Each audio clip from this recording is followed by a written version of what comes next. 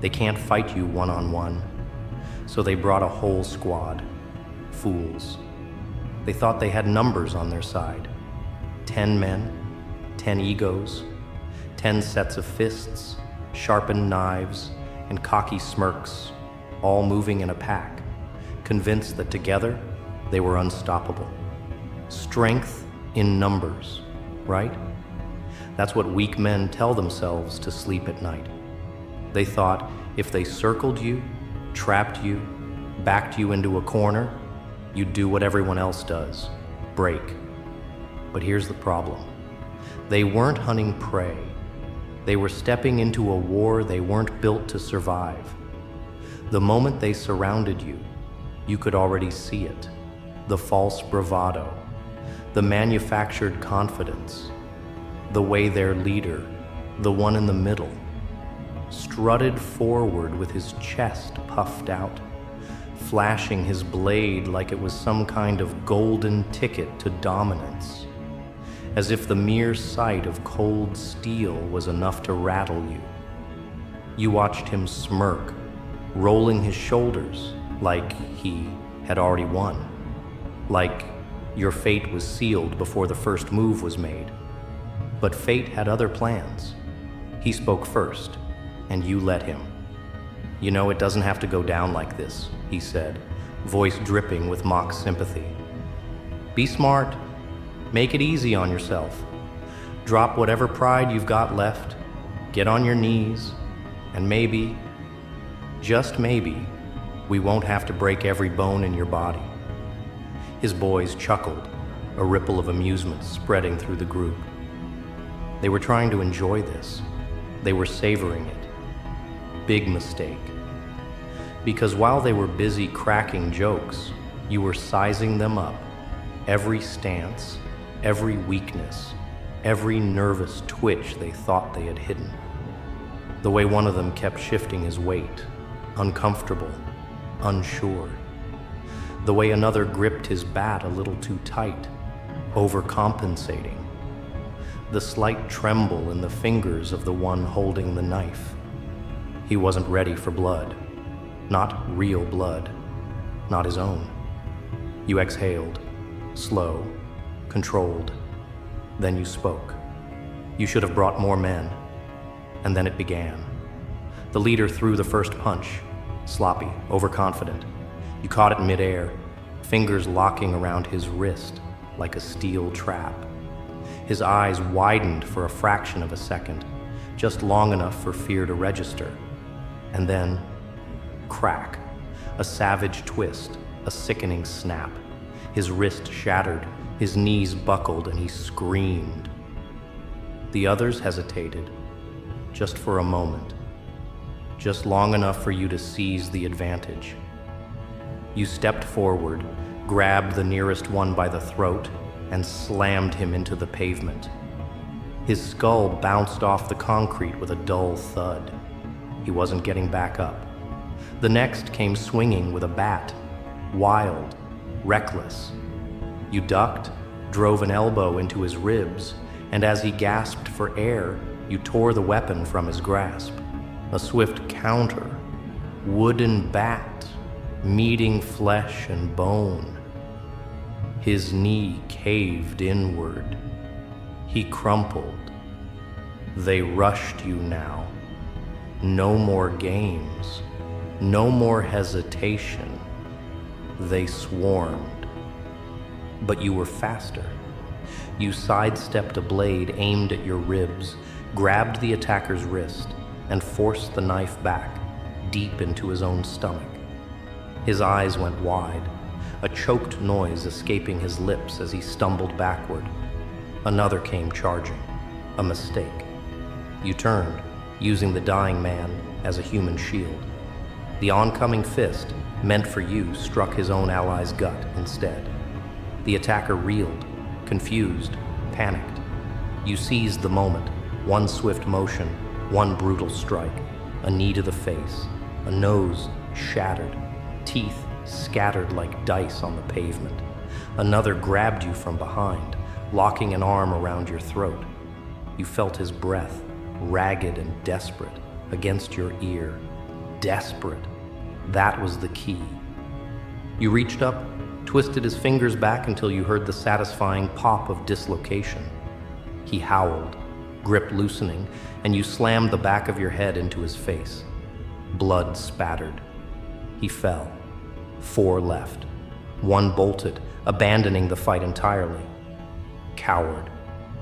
The remaining 3 hesitated. Good. You let them feel it, the weight of their mistake. Their breathing was erratic now, their confidence shattered. They looked around at their broken crew, at the bodies writhing in agony. And for the first time, they understood. They weren't the hunters. They were the prey. The tallest one, bigger than the rest, stronger, gritted his teeth and lunged, trying to end it in one desperate tackle. You sidestepped, a fist to his throat. A foot swept under his legs. He hit the ground hard, choking, sputtering. You crouched beside him, grabbed his head, and slammed it into the pavement once, twice, 3 times, until his struggling stopped. 2 left. The smaller one, panicked, eyes darting between you and his fallen comrades, began to tremble. His hands raised, palms out, begging, "We get it, man. You win. Just let us go." Let him go? No. You grabbed him by the collar, lifted him clean off his feet, and slammed him into a nearby wall. His skull bounced against the brick. His body went limp. His final lesson delivered. The last man, the last fool standing, took one look at you and fell to his knees. No words, no resistance, just silent surrender. He knew.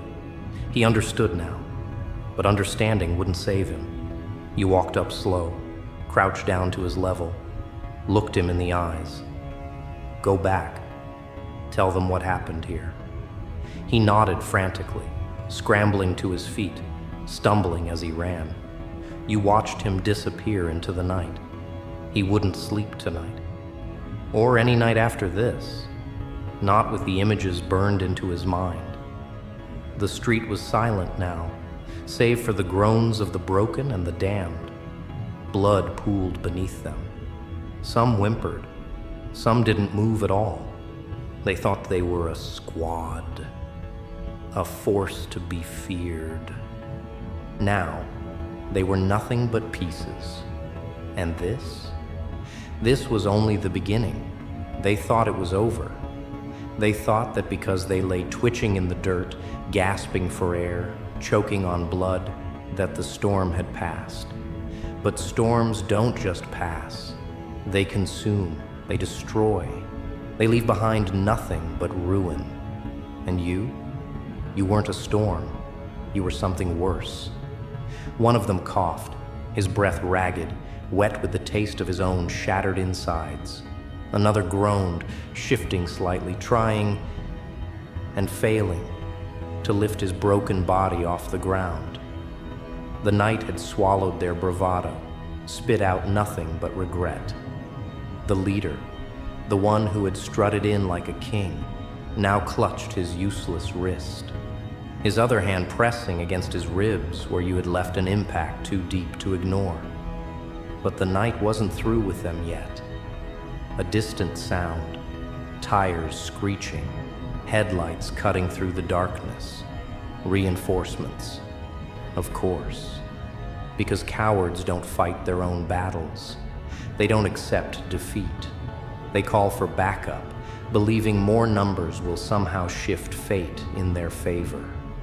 But numbers don't matter when the foundation is already cracked. The first car skidded to a halt, doors flying open. Shadows spilled out, 6, 7, maybe more. Fresh bodies, fresh faces. They hadn't seen what had happened here yet, hadn't smelled the iron in the air, hadn't felt the weight of the wreckage you had left behind. Yet, one of them, a thick-necked, heavy-set brute, stepped forward, surveying the wreckage, nostrils flaring, his face twisted in rage.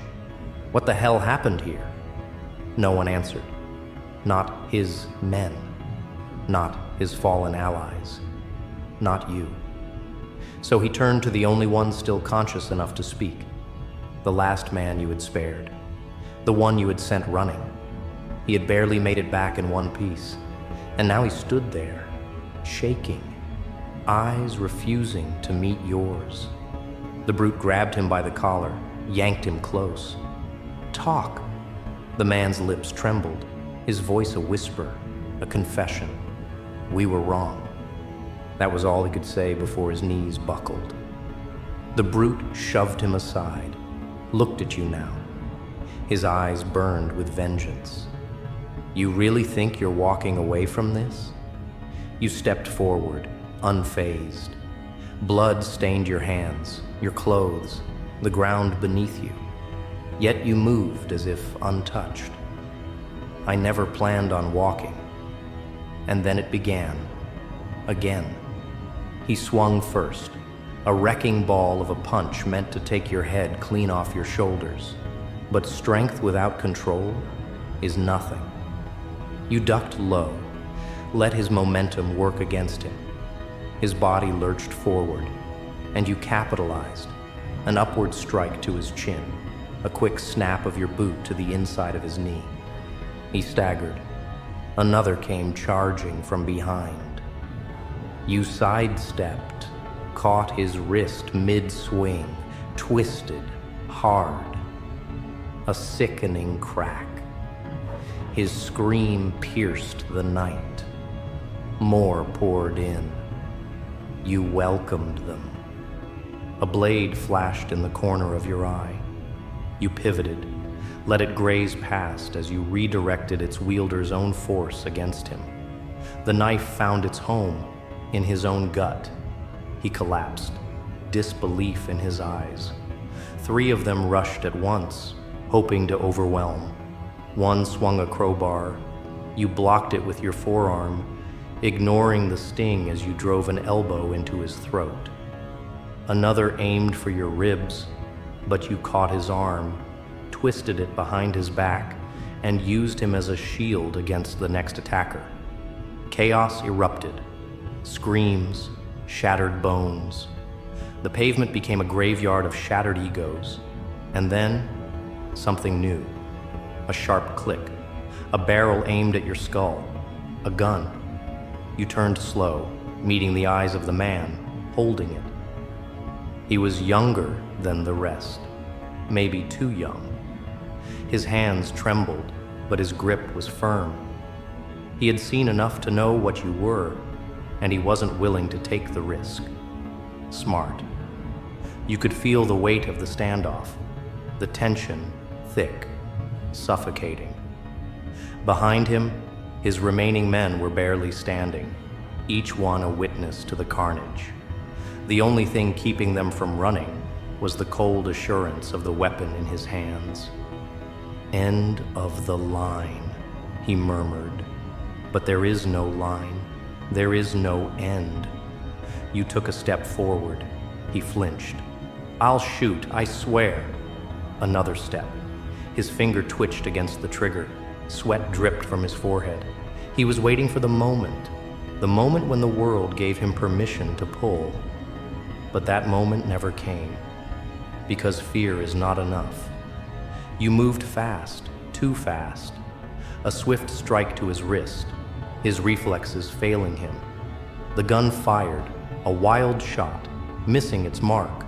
You twisted his arm, forcing the weapon free, and in the same motion, flipped it in your grip. Now you held it. Now they understood. The gun was no longer a threat. It was a symbol, a message. You could have used it, could have ended it all with one pull of the trigger. But you didn't need to. You tossed it aside, let it clatter uselessly to the pavement. The silence was deafening. The few still standing swallowed hard, waiting for your next move. You stepped over their fallen, their broken, their bleeding. You walked through them, untouched, unstoppable. No one dared to strike. No one dared to breathe too loud. This was no longer a fight. It was a funeral. And as you disappeared into the night, they finally understood what had happened here. They hadn't just lost. They had never stood a chance. The night should have ended. They should have taken their losses, buried their dead, and limped back into the shadows where they belonged. But fear does strange things to men. It makes them cower. It makes others reckless. And the ones left standing, they weren't cowards anymore. They were something worse, desperate. As you walked away, their eyes flickered between each other, bloody, battered, humiliated, yet still gasping for one last shred of control. Their bodies were broken, but their egos? Those were still screaming, and desperate men make stupid decisions. A faint rustling sound behind you, a whisper of movement. You didn't need to turn to know what was coming. Someone had made their choice. Then, a surge of motion. A blade swung for your spine, aimed to end things in one coward's stroke. But hesitation is weakness, and you were already miles ahead. With a sharp pivot, you sidestepped, seized his wrist, and drove it backward. His own knife punched deep into his stomach. His eyes bulged, mouth opening in a silent scream. You ripped it free and let him crumble to his knees. And then, the floodgates opened. Those who still had fight in them rushed forward, dragging their last ounces of strength into the battle. Adrenaline pushed them past the pain, past their injuries. But adrenaline wasn't enough to save them. One lunged, wide, wild, sloppy. A swift palm to his throat stole the air from his lungs. Another charged from the left, swinging a broken pipe. You caught his wrist mid-swing, torqued it hard until something popped. He howled, dropped to the pavement. 3 more. Their attacks overlapped. One aimed low, one high, one from behind. They thought numbers were their salvation. But a storm doesn't stop for raindrops. You ducked under the first strike, cracked a knee into his gut, and spun, just in time to meet the second attacker with an elbow across his jaw. The third? He made the mistake of hesitating, flinching just before his strike. And in that hesitation, you grabbed his collar, drove him forward, and sent his skull crashing against the cold metal of a nearby car door. Bodies hit the ground, twitching, but one remained. The last man, the one who had pulled the gun before. He stood motionless, chest heaving, hands twitching at his sides. His lips parted, but no words came out. There was nothing left to say. He had seen enough, but seeing is not the same as understanding. You stepped closer, slow, deliberate. He didn't move. He couldn't. His mind had already run the calculations. He had the numbers, the weapons, the advantage, and none of it had mattered. He had witnessed power beyond fists and blades. A power that didn't scream, didn't need theatrics. A power that simply took. And now he stood before the one thing no man wants to face, the truth. This wasn't a battle, it was a lesson. You reached forward, not to strike, not to finish him, but to remind him. A single press of your fingers against his chest, light, gentle, and yet he flinched as if struck by lightning, because it wasn't the force that terrified him. It was the mercy, the understanding that you could have crushed him, that you could have taken more, left nothing behind. But you didn't, because the worst punishment wasn't death, it was survival, living with the knowledge that you weren't enough, that no matter how many men he called, no matter how many weapons he carried, no matter how deep he sank into the pit of violence, He would always be the one on the floor. He would always lose. You leaned in, just enough for him to hear. Your voice was steady, quiet. Go. That single word shattered him. He staggered backward, eyes flicking wildly between his fallen men, his broken squad. He should have fought, should have taken revenge. But reality had finally caught up to him. And reality, it didn't care about pride. So he did the only thing left to do. He ran, disappearing into the night, leaving behind the ruins of what once was a force, now reduced to nothing but bodies and regret. But it wasn't over yet.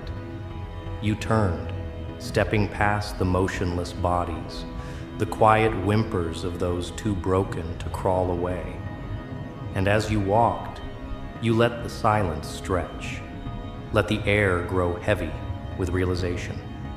Then, from the distance, the faint sound of sirens. They finally decided to show up.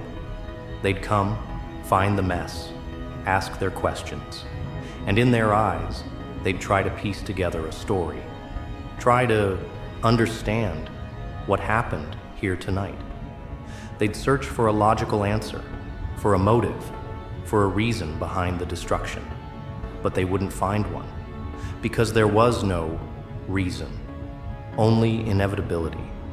The weak challenge the strong, the blind provoke the storm, the fools march into war and never march back out. And when the dust settled, when the echoes of violence faded into the wind, only one truth remained. They brought a whole squad, and you sent them back in pieces.